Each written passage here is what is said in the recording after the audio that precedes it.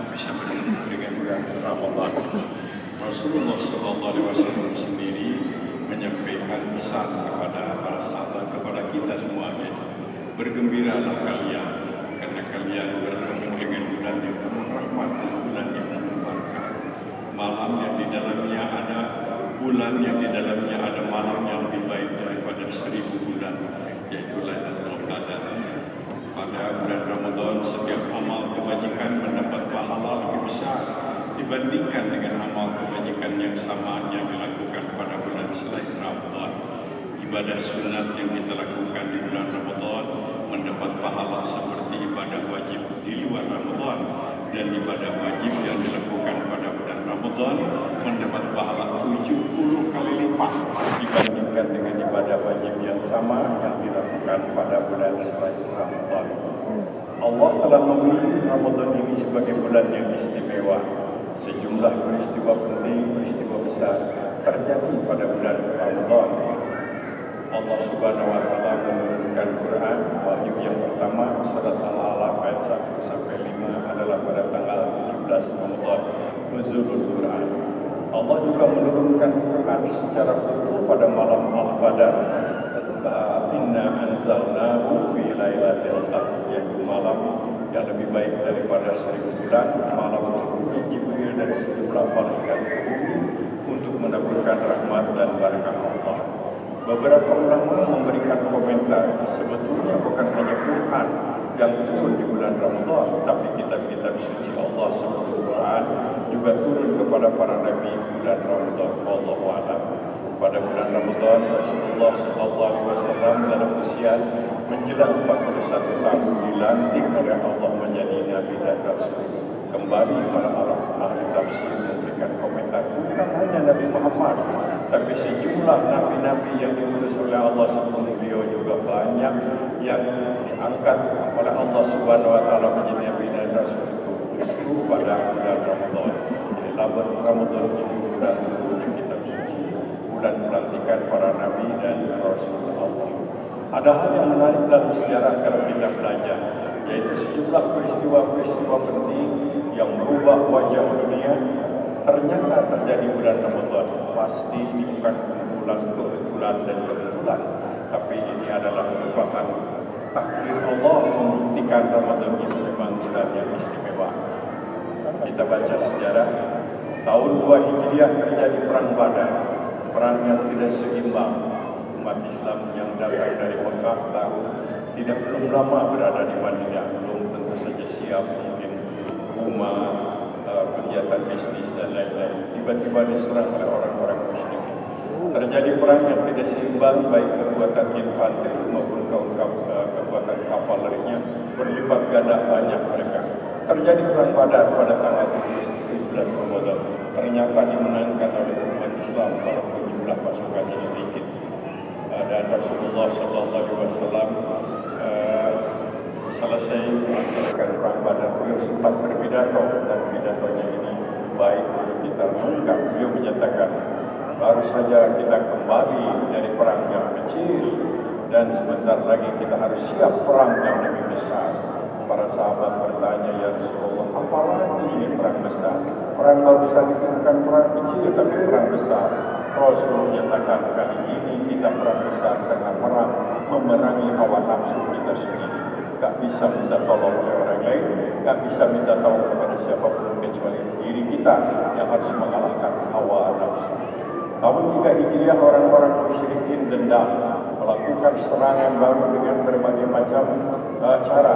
Selain mempersiapkan prajurit dan persenjataan, mereka juga mengumpulkan uang untuk menyuap beberapa orang, menaburkan uang di dekat Bukit Uhud supaya pasukan Nabi yang ada di Bukit Uhud turun mengejar uang. Orang-orang munafik pada waktu itu juga melakukan pemboikotan dan tidak juga mereka menebarkan isu, yaitu berita-berita bohong bahwa Nabi Muhammad meninggal dunia. Perang Uhud pada waktu itu umat Islam mendapat musibah, Hamzah terbunuh oleh Wahsy, Rasul sendiri terkena lemparan tombak sampai giginya patah. Tapi tahun berikutnya beliau memanfaatkan Ramadan untuk kembali membangkitkan semangat prajurit Dan pada tahun 5 Hijriah umat Islam diserang lagi.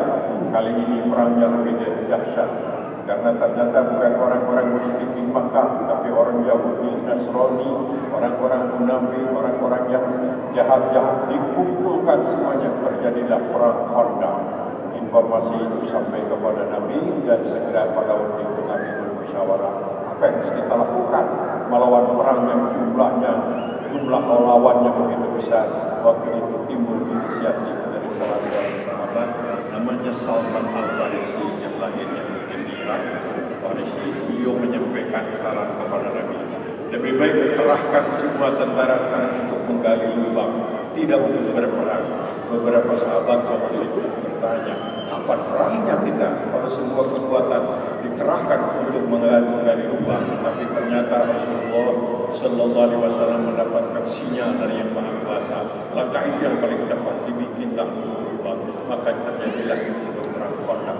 Perang Khandaq itu kembali dimenangkan oleh umat Islam pada bulan Ramadan. Proklamasi kota Makkah ternyata dimenangkan juga oleh umat Islam adalah pada bulan Ramadan.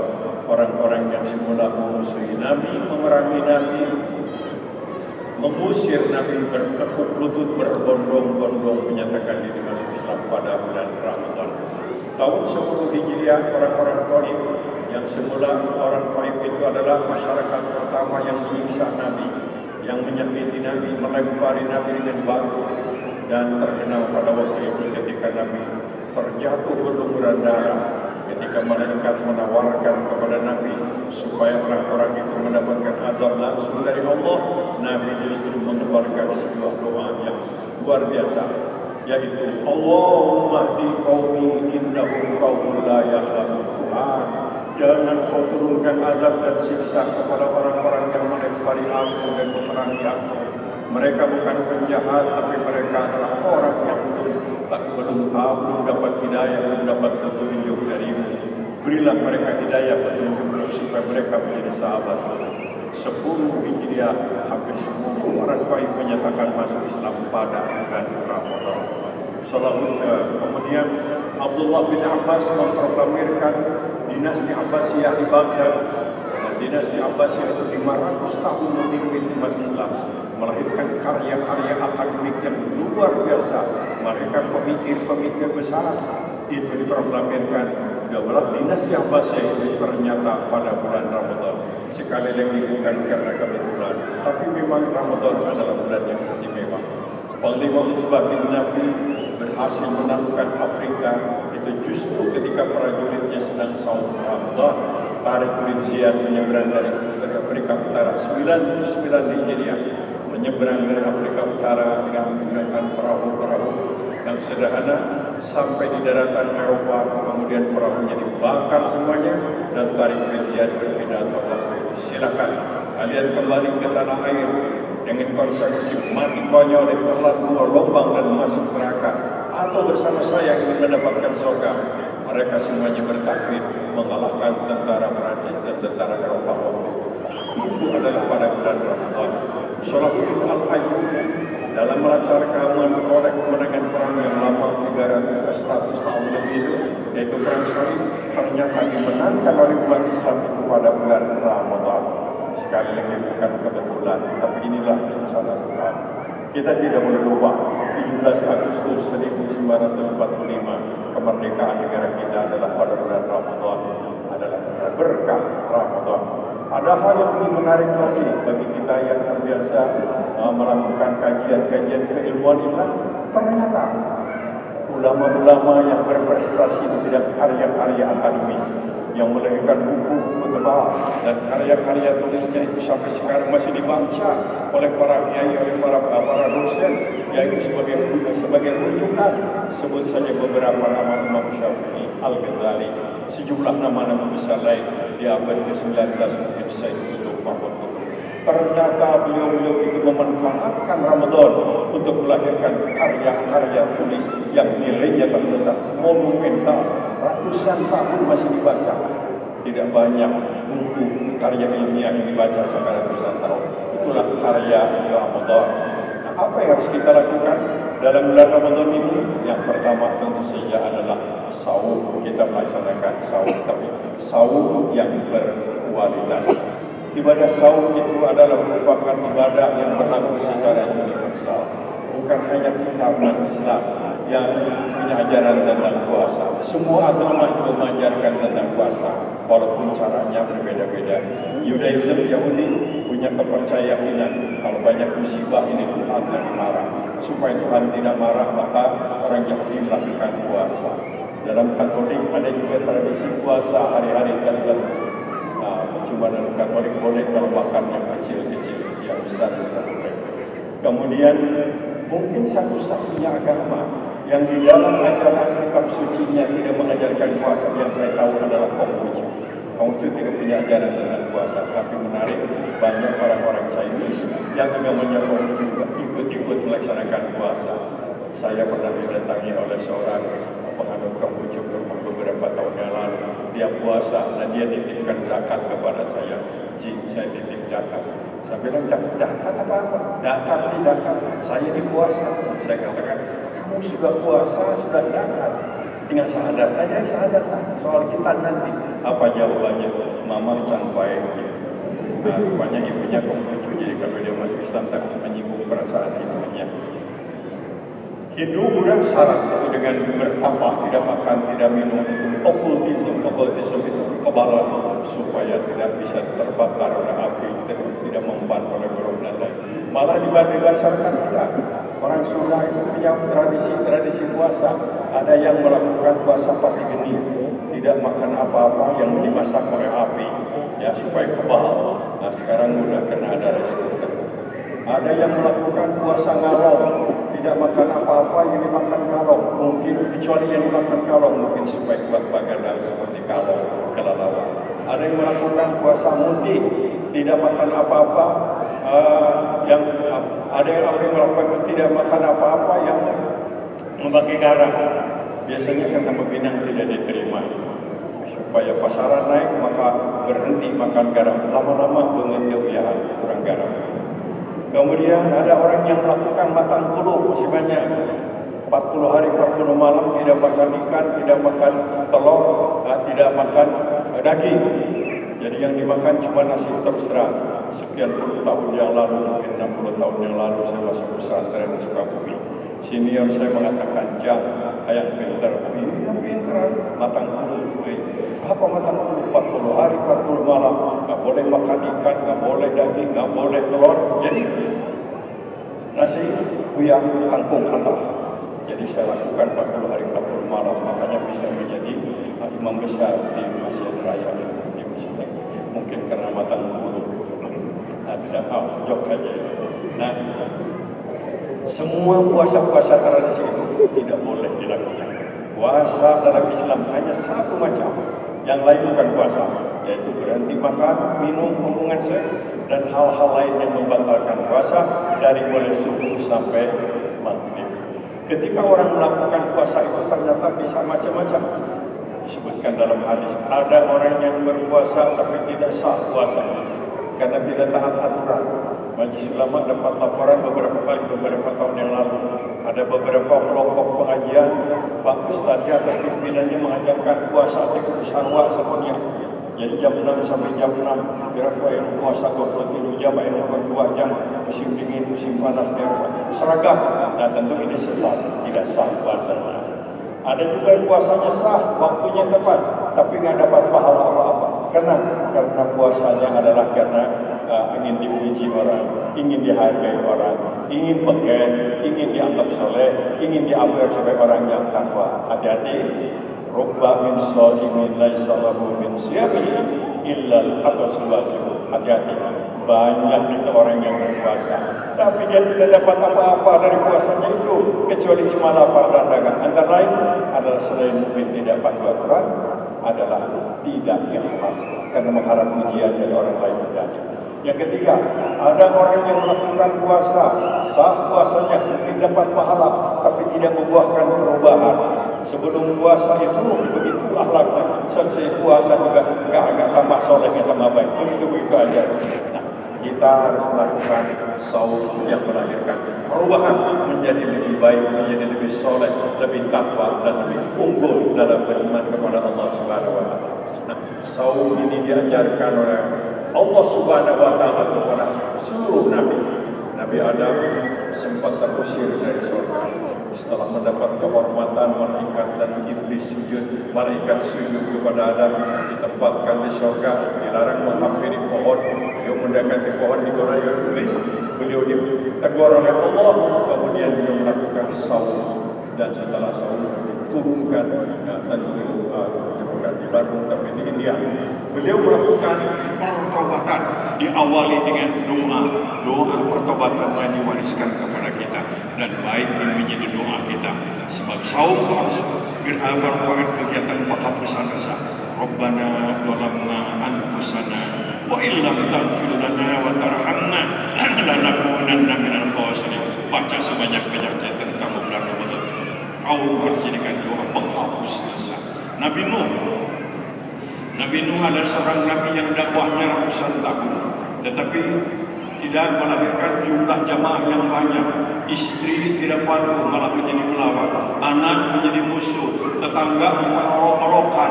Beliau mengeluh kepada Allah, Tuhan, saya dakwah siang malam, kadang-kadang terbuka, sering-sering sembunyi, tapi tidak ada yang mau. Allah menyatakan, kamu lakukan puasa. Nabi Daud puasa.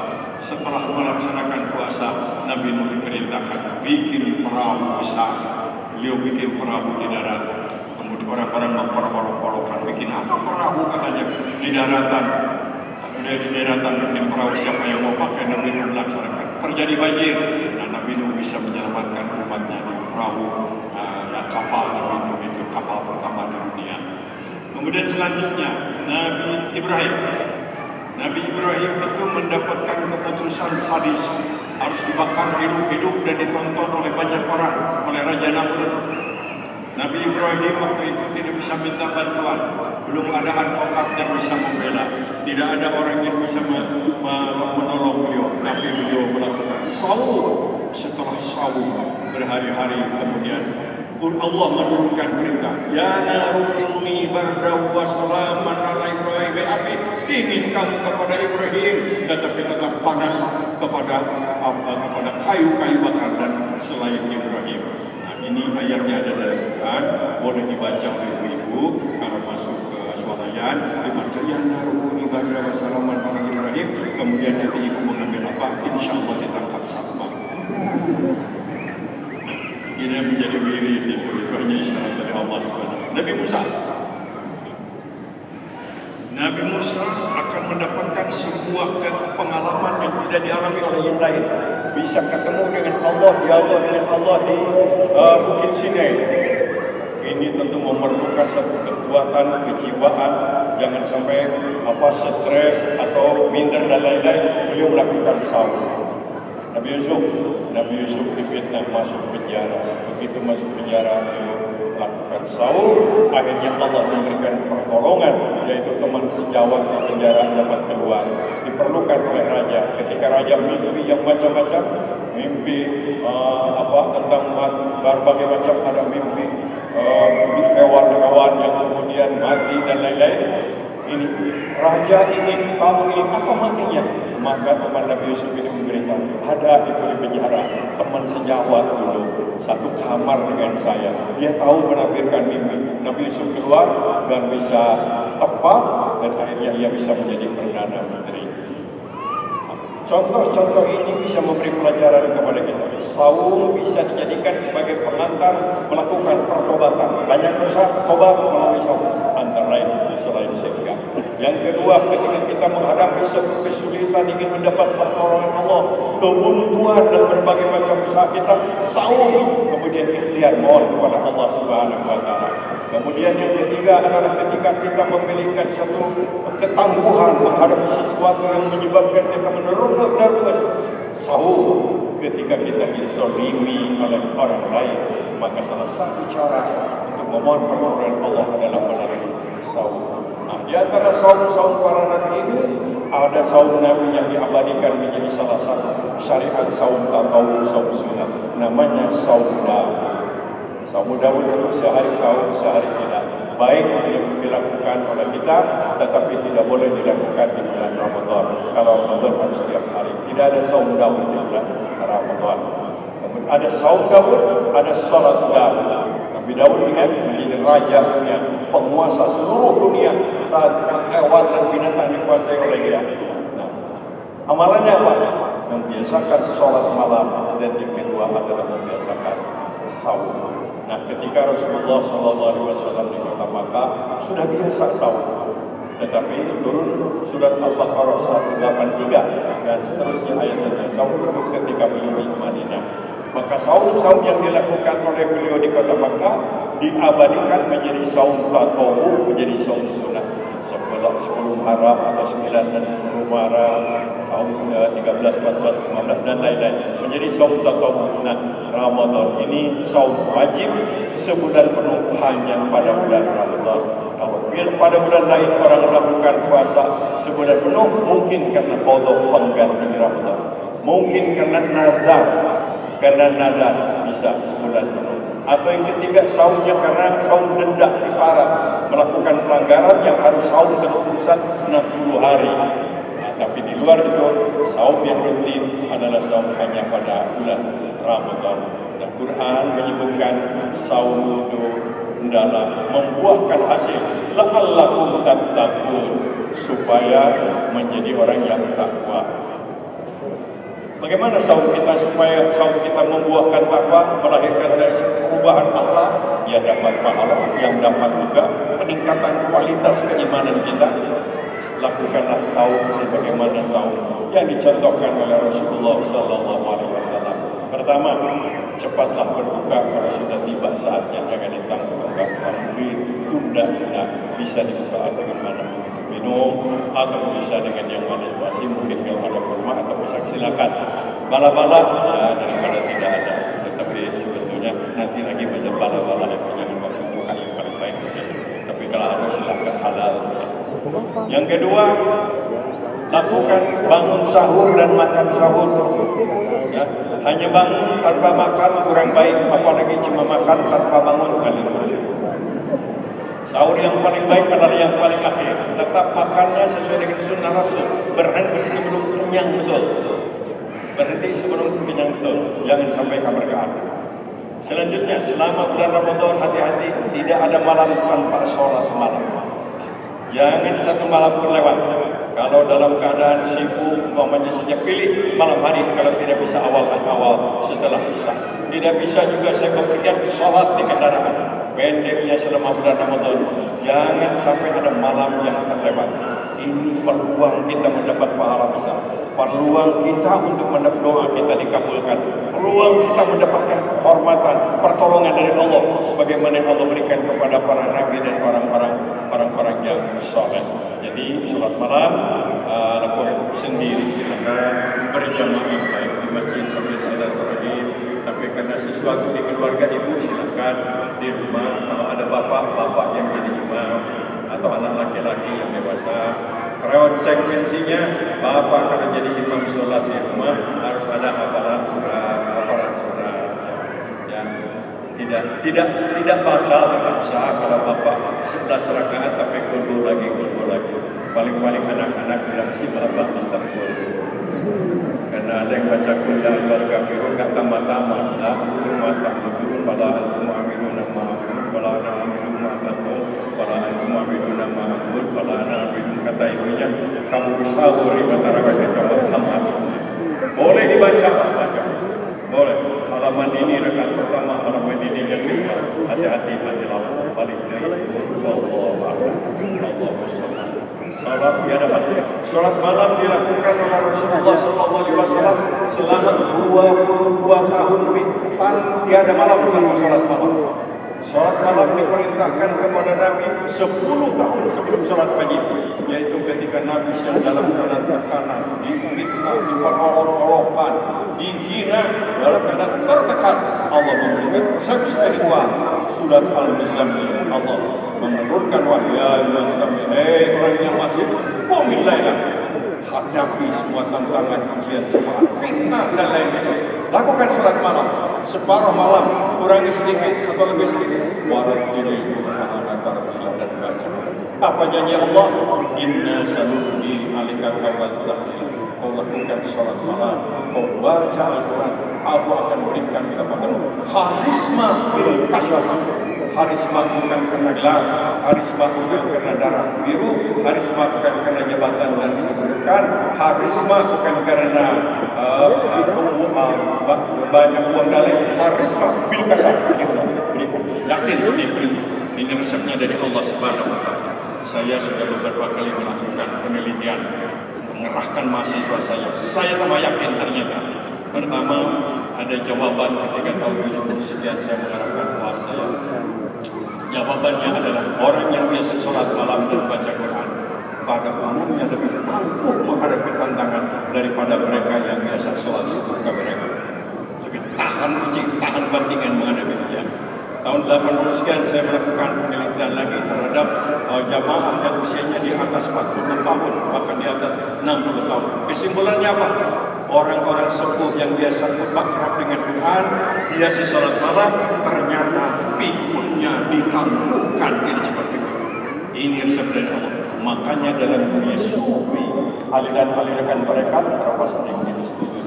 Tapi oleh prinsip-prinsip uzlah, itu adalah mengembangkan kebiasaan akrab dengan baca Quran dan biasa sholat malam. Jaminan dari Allah, ini bukan kata Ustaz dan kata dia. Ingin awet umur, ingin tenang, ingin sehat, ingin sukses dalam puasa Ramadan ini, jangan tinggalkan sholat malam. Tiada hari tanpa bertemu dengan Al-Quran. Lama bulan Ramadan harus tamat baca Al-Quran kali. Yang biasa tamat harus lebih dari 1 kali. Silakan diprogram.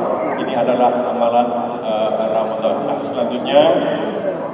selanjutnya selama bulan Ramadan ini bagi kita yang ada kelebihan rezeki harus ada program. Tiada hari tanpa sedekah. Terserah mau kenceleng masjid mau kepada yang kita. Tiada hari tanpa sedekah. Bapak-bapak yang merokok dalam ngerokok, uang rokoknya masuk sedekah. Ibu-ibu yang biasa belanja 200.000 potong 100 belanja, ya, kemudian sumbangan ibu. Tiada hari tanpa infak, tiada hari tanpa sedekah. Malah bagi kita yang punya kekayaan agak banyak, programkan dalam bulan Ramadan saya harus wakaf. Wakaf itu tidak harus selalu tanah, bisa wakaf Al-Quran, bisa wakaf buku, mukena, bisa juga wakaf dana abadi. Wakaf itu boleh juga kolektif, wakaf kolektif semua keluarga 40 orang, ayo 100.000, nanti kumpulkan. Boleh wakaf itu, wakaf cicilan boleh, malah boleh wakaf produktif. Bapak punya uang cukup banyak, wakafkan, tapi dikelola uang itu untuk jadi mungkin restoran atau apa, hasilnya adalah untuk kepentingan masyarakat. Banyak sekarang terobosan. Sekali lagi, mari kita programkan tiada hari tanpa wakaf, tiada sedekah, tiada hari tanpa sedekah. Kalau belum sedekah, maka harus segera minta kepada istri, kepada can sikah ya Pak ya, can sempurna ya. Tiada hari tanpa sedekah. Atau barangkali mau pakai kaleng, ya, pakai kaleng tempat infak tiap hari diisi. Nanti pada akhir Ramadan segera berikan. Jangan pada bulan Syawal supaya pahalanya pahala Ramadan. Dibuka sendiri, harus kuat iman. Pas dibuka gening roba, yang bunyi mengulang. Nah, ini setannya masuk di kadang infak itu. Nah, tiada hari tanpa. Dan ada satu lagi yang tidak boleh lupa untuk mencapai la'allakum tattaqun, ialah selama bulan Ramadan tidak punya musuh, tidak ada yang tidak benci, ya, tidak ada yang dihina, tidak ada yang direndahkan. Kemarin beberapa waktu yang lalu kita berbeda dengan tetangga, bukan wae, ya sudah, sekarang akrab. Kemarin mungkin dengan kawan buah kita, dengan teman kita punya pilihan yang berbeda, normal, nggak apa-apa, sudah selesai. Sekarang kita melakukan persahabatan kita, pasrah kepada Allah Subhanahu Wa Taala.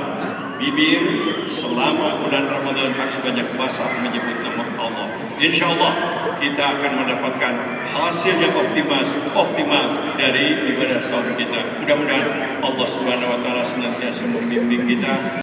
Sukses hamba-hamba Allah yang bertanggung jawab untuk mensejahterakan rakyat semua. rakyat semuanya, baik yang mereka yang mendukung ataupun yang tidak mendukung. Mereka adalah rakyat Indonesia. Mudah-mudahan mereka menjadi hamba-hamba Allah yang soleh. Terima kasih. Wassalamualaikum warahmatullahi wabarakatuh.